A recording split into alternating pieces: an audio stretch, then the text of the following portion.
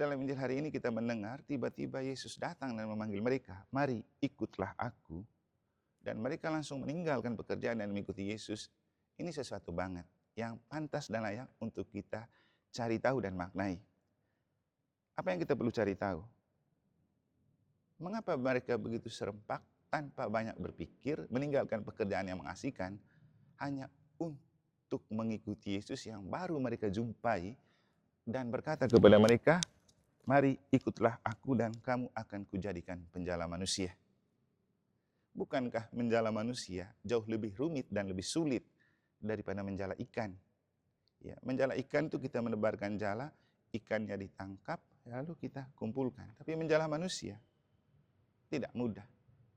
Tapi menjadi mudah ketika Tuhan bersamamu dan bersama rohmu. Inilah Injil Tuhan kita Yesus Kristus menurut Matius. Dimuliakanlah Tuhan. Pada suatu hari, ketika Yesus sedang berjalan menyusur Danau Galilea, ia melihat dua orang bersaudara, yaitu Simon yang disebut Petrus dan Andreas saudaranya. Mereka sedang menebarkan jala di danau, sebab mereka itu penjala ikan. Yesus berkata kepada mereka, "Mari ikutlah aku dan kamu akan kujadikan penjala manusia." Mereka pun segera meninggalkan jalanya, lalu mengikuti Yesus. Setelah Yesus pergi dari sana, dilihatnya pula dua orang bersaudara, yaitu Yakobus anak Zebedeus dan Yohanes saudaranya, bersama ayah mereka Zebedeus, sedang membereskan jala di dalam perahu Yesus. Yesus memanggil mereka, dan mereka segera meninggalkan perahu serta ayahnya, lalu mengikuti Dia. Demikianlah sabda Tuhan, terpujilah Kristus. Bapak, Ibu, Saudara-saudari, pencinta sabda Allah yang saya kasihi dalam Tuhan, pada tempat pertama saya mengucapkan selamat berakhir pekan untuk Anda semua. Semoga selalu bahagia dan diselimuti oleh kasih Allah yang tak terbatas. Perkenankanlah juga saya men-sharingkan sedikit ungkapan hati saya di akhir pekan ini, karena akhir pekan ini menjadi sangat istimewa untuk saya pribadi, karena hari ini adalah hari terakhir saya melaksanakan novena Hati Kudus Yesus, sebuah kebiasaan yang sering saya lakukan ketika saya bertugas di tempat atau paroki yang baru. Saya akan memulai dengan pertama novena Tiga Salam Maria, kemudian novena Hati Kudus Yesus. Dan setelah saya berada di Mataram untuk beberapa bulan, hari ini adalah hari terakhir saya melaksanakan novena Hati Kudus Yesus, karena sebuah keyakinan dan iman bahwa hanya ketika saya mempersembahkan hatiku dibalut dalam Hati Kudus Yesus, hatiku yang lemah, rapuh, tak berdaya dan berdosa akan dimampukan dan dikuatkan oleh Yesus untuk juga bisa berbelah kasih dalam tugas karya panggilan dan pemberian diri sebagai imam Tuhan. Jadi hari ini saya memang secara khusus mempersembahkan Ekaristi harian untuk bersyukur kepada Tuhan, untuk mengungkapkan rasa bahagia dan kepasrahan untuk selalu ingin dekat dengan Tuhan dalam seluruh tugas karya dan pelayanan sebagai alter Christi, Imam Kristus dalam seluruh tugas tanggung jawab, kepercayaan yang diberikan kepada saya dalam kapasitas apapun. Itu juga berangkat dari kesadaran bahwa saya ini manusia yang lemah, rapuh, tak berdaya dan berdosa, dan untuk menjalankan sebuah fungsi seperti Kristus bukanlah pekerjaan yang mudah. Tapi saya juga menghargai panggilan ini sebagai rahmat yang harus saya jalani dan harus saya pertanggungjawabkan. Dan syukur bahwa sejauh ini sudah saya jalani dan pertanggungjawabkan selama kurang lebih 18 tahun, terhitung 4 Oktober 2006 sampai 4 Oktober 2024. Saya telah menjalani panggilan ini dalam bingkai moto tabisan, aku tidak seorang diri sebab Bapa menyertai aku, dan coba saya mengungkapkan kredo itu di dalam hati dan dalam hati Yesus. Makanya saya selalu melakukan novena Hati Kudus Yesus, dan hari ini adalah puncak. Bapak, Ibu, Saudara-saudari, apa yang membuat saya bahagia dan perlu saya membagikan kebahagiaan itu kepada Anda, karena akhir pekan ini sangat istimewa untuk saya, selain karena menutup atau hari terakhir untuk novena Hati Kudus Yesus, juga karena saya bangga dan bahagia karena justru di hari ini gereja sedang merayakan pesta Santo Andreas Rasul, salah satu di antara 12 Rasul Yesus yang telah menunjukkan kepekaan hati untuk mendengar panggilan Tuhan seperti yang telah kita dengar dalam Injil. Tadi dalam Injil Matius yang telah kita dengar, bagaimana penginjil Matius bercerita tentang cikal bakal atau awal dari panggilan Andreas bersama Petrus dan kawan-kawan ketika mereka sedang melaksanakan rutinitas dan pekerjaan harian mereka menjala ikan di laut. Menariknya bahwa seperti kita, apa yang menjadi pekerjaan kita dan rutinitas pasti menjadi pilihan hidup yang menyenangkan, dan mau tidak mau memang harus menyenangkan dan kita jalani. Itu pasti memberikan keasikan, dan saya berpikir dan merasa bahwa Andreas dan Petrus dan kawan-kawan asik menikmati pekerjaan sebagai nelayan. Tentu juga tidak pernah kita bayangkan bahwa ketika mereka bekerja sebagai nelayan, mereka pernah mendengar cerita dan berita tentang Yesus, orang yang lahir di Nazaret, kemudian menjadi seorang nabi besar. Dan ketika dalam Injil hari ini kita mendengar, tiba-tiba Yesus datang dan memanggil mereka, "Mari, ikutlah aku." Dan mereka langsung meninggalkan pekerjaan dan mengikuti Yesus. Ini sesuatu banget yang pantas dan layak untuk kita cari tahu dan maknai. Apa yang kita perlu cari tahu? Mengapa mereka begitu serempak tanpa banyak berpikir, meninggalkan pekerjaan yang mengasihkan, hanya untuk mengikuti Yesus yang baru mereka jumpai, dan berkata kepada mereka, "Mari ikutlah aku dan kamu akan kujadikan penjala manusia." Bukankah menjala manusia jauh lebih rumit dan lebih sulit daripada menjala ikan? Ya, menjala ikan itu kita menebarkan jala, ikannya ditangkap, lalu kita kumpulkan. Tapi menjala manusia tidak mudah. Tapi menjadi mudah ketika Tuhan bekerja, seperti Yesus hari ini menjala manusia yang menjala ikan. Andreas Petrus adalah penjala ikan, tapi Yesus menjala mereka menjadi penjala manusia. Jadi lagi-lagi kenapa mereka begitu dengan spontan mengikuti? Nah, inilah yang dimaksudkan oleh Santo Paulus dalam bacaan pertama, ketika dalam suratnya kepada di Roma, ia berbicara tentang mari memanfaatkan hati dan mulut untuk dua hal ini. Mulut untuk mengakui, hati untuk percaya. Jadi dalam bacaan pertama, Paulus menegaskan kepada umat di Roma, "Saudara-saudara, jika kamu mengaku dengan mulut bahwa Yesus adalah Tuhan dan percaya dalam hati bahwa Allah telah membangkitkan Dia dari antara orang mati, maka kamu akan diselamatkan." Jadi mulut untuk mengaku, hati untuk percaya. Bapak Ibu, kita semua punya mulut, kita semua punya hati. Apakah kita memakai mulut untuk mengaku yang baik dan benar, atau malah kita memakai mulut yang kemudian dibergelar sebagai mulut ember? Orang yang mulut ember adalah orang yang tidak memakai mulutnya dengan tertib dan bijak. Tapi juga kita percaya dan mengakui bahwa hanya ketika orang percaya kepada Tuhan dan ada Tuhan di hati, pasti dia jaga mulut, jaga bicara, dan pasti yang dikeluarkan dari mulut juga hal-hal yang baik.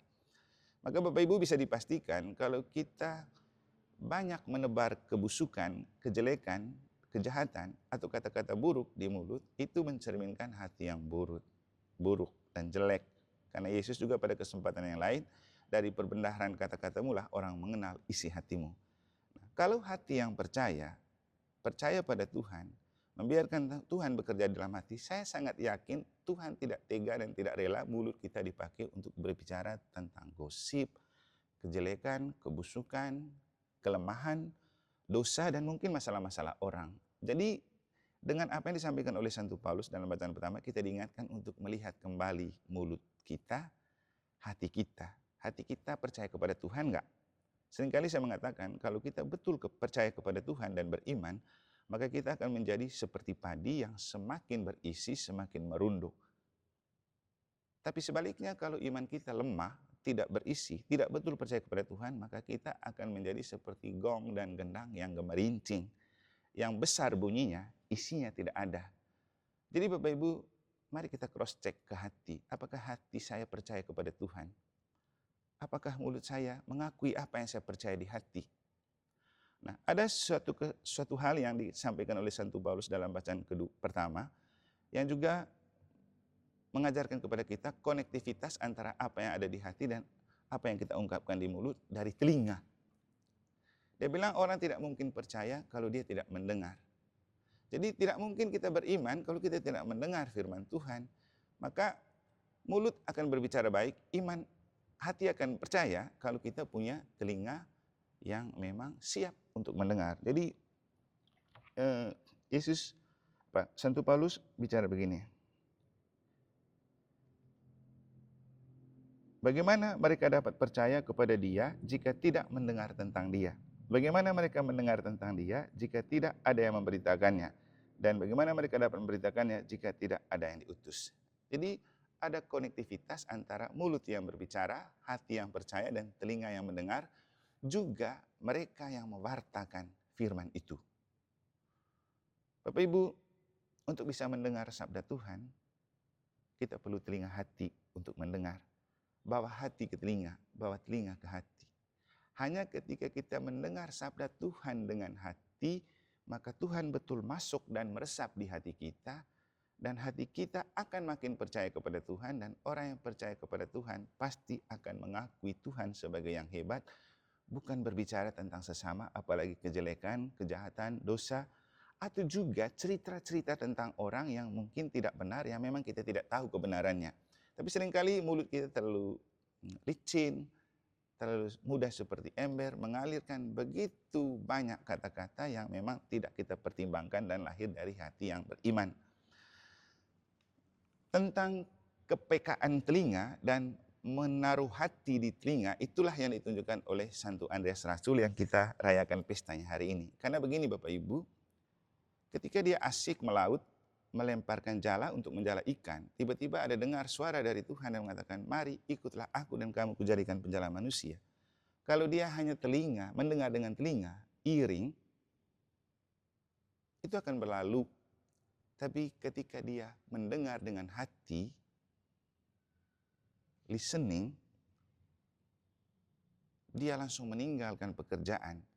Dia tidak berpikir dan menghitung kerugian dan keuntungan.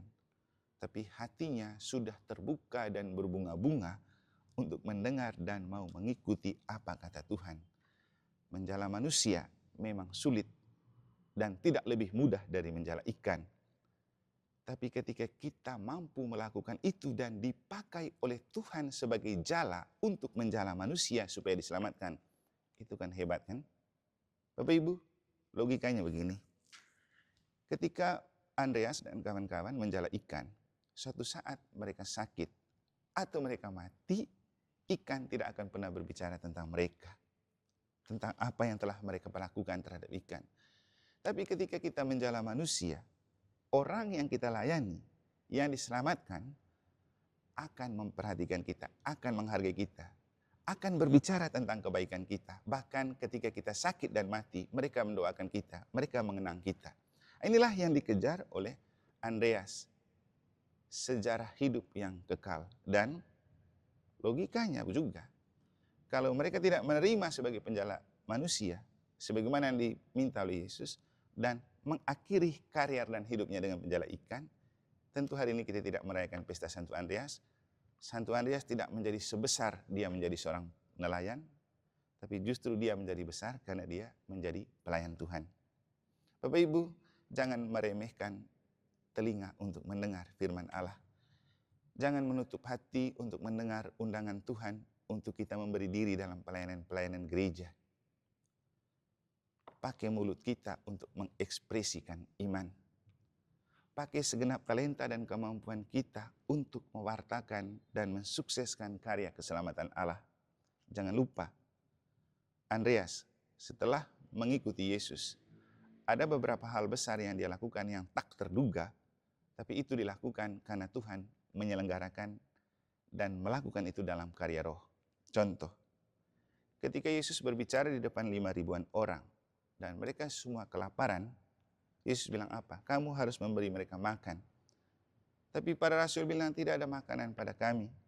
Suruh saja mereka pergi beli ke kota. Tapi Yesus bilang apa? Apa yang ada padamu? Apa yang ada pada mereka? Andreas membawa satu anak kecil yang juga membawa ikan dan roti yang kemudian dipakai oleh Yesus untuk diperbanyak. Bapak Ibu, kalau mau menjadi istimewa dan luar biasa, pakai telinga untuk mendengar sabda Allah, buka hati untuk percaya kepada Tuhan, pakai mulut untuk mewartakan kemuliaan Tuhan. Karena kalau itu yang kita lakukan, Tuhan akan bekerja di dalam diri kita melalui Roh-Nya. Seperti Ia bekerja dalam diri Andreas untuk membuat yang tidak mungkin menjadi mungkin. Selamat berakhir pekan. Selamat merayakan pesta Santo Andreas. Semoga doa dan penyertaan Rasul Andreas menyertai dan menguatkan kita untuk memakai telinga, hati, dan mulut bagi kemuliaan Tuhan dan keselamatan bersama. Semoga Tuhan memberkati.